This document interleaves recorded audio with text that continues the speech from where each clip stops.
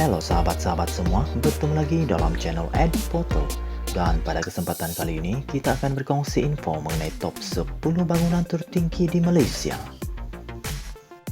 Di kedudukan ke-10, Menara Setia Sky 88. Bangunan ini telah dibina oleh kumpulan SP Setia Berhad. Ketinggian bangunan ini adalah 219 meter dan mempunyai 55 tingkat. Projek pembinaan bangunan ini telah disiapkan pada tahun 2016. Setia Sky 88 merupakan antara bangunan residensi tertinggi di negeri Johor. Di kedudukan ke-9, Menara Komtar yang terletak di Georgetown, Pulau Pinang. Menara ini merupakan bangunan yang tertinggi di Pulau Pinang dengan ketinggian setinggi 232 meter dan mempunyai 65 tingkat. Bangunan ini telah siap dibina pada tahun 1986. Menara ini pernah menjadi bangunan pencakar langit kedua tertinggi di Asia, yaitu di belakang Shanshine 60 di Tokyo. Di kedudukan seterusnya, Menara Vista yang dahulunya dikenali sebagai Menara Empire. Menara ini adalah sebahagian daripada pembangunan bersepadu yang dikenali sebagai The Intermark. Terletak di pusat Bandaraya Kuala Lumpur dan telah siap dibina pada tahun 1994. Dengan ketinggian 238,1 meter dan mempunyai 62 tingkat. Reka bentuk bangunan ini telah dihasilkan oleh Edes GDP Architect. Dan jurutera perkhidmatan bangunan adalah SM Consulting Engineer Sendirian Berhad. Di kedudukan ke-7, Menara Maybank di Kuala Lumpur. Menara ini merupakan bangunan tertinggi di Malaysia pada tahun 1988 sehingga 1998. Dengan ketinggian 243,5 meter dan mempunyai 50 tingkat.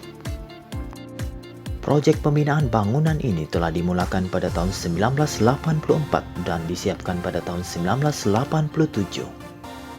Bangunan ini merupakan ibu pejabat bagi Malayan Bank yang juga dikenali sebagai Maybank.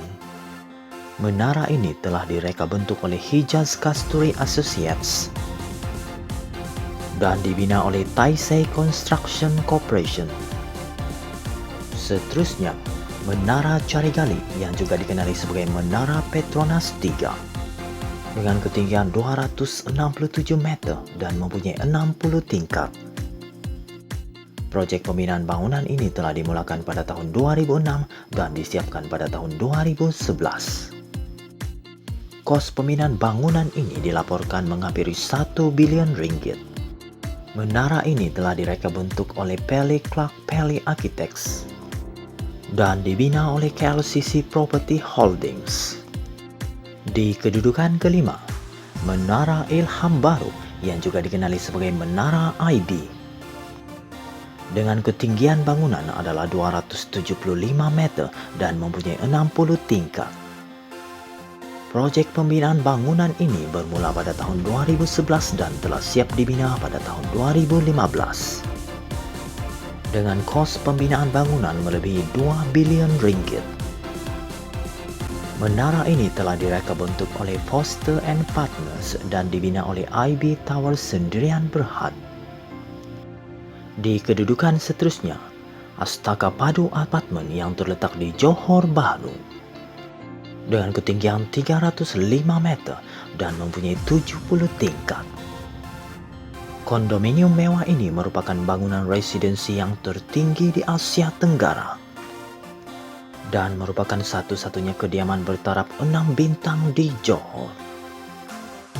Di kedudukan seterusnya, Menara Telekom Kuala Lumpur. Bangunan ini merupakan ibu pejabat Telekom Malaysia Berhad dengan ketinggian 310 meter dan mempunyai 55 tingkat. Projek pembinaan bangunan ini telah dimulakan pada tahun 1998 dan disiapkan pada tahun 2001.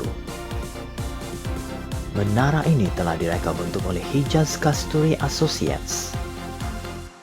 Bangunan ini juga menempatkan beberapa penyewa terkenal seperti Mercedes-Benz, Penerbangan Malaysia, Takaful Nasional, dan Tenaga Nasional, yang juga dikenali sebagai TNB. Di kedudukan kedua, Four Seasons Place di Kuala Lumpur. Dengan ketinggian bangunan 342 meter dan mempunyai 74 tingkat. Bangunan ini dimiliki oleh Four Seasons Hotels and Resorts. Pembinaan bangunan ini telah dimulakan pada tahun 2013 dan disiapkan pada tahun 2018. Four Seasons Place merupakan bangunan komersial dan kediaman campuran yang merangkumi hotel, pangsapuri, dan pusat membeli belah. Pembinaan bangunan ini telah dibangunkan oleh Venus Asset Sendirian Berhad. Dan bangunan yang tertinggi di Malaysia pada ketika ini adalah Menara Berkembar Petronas yang juga dikenali sebagai Petronas Twin Tower.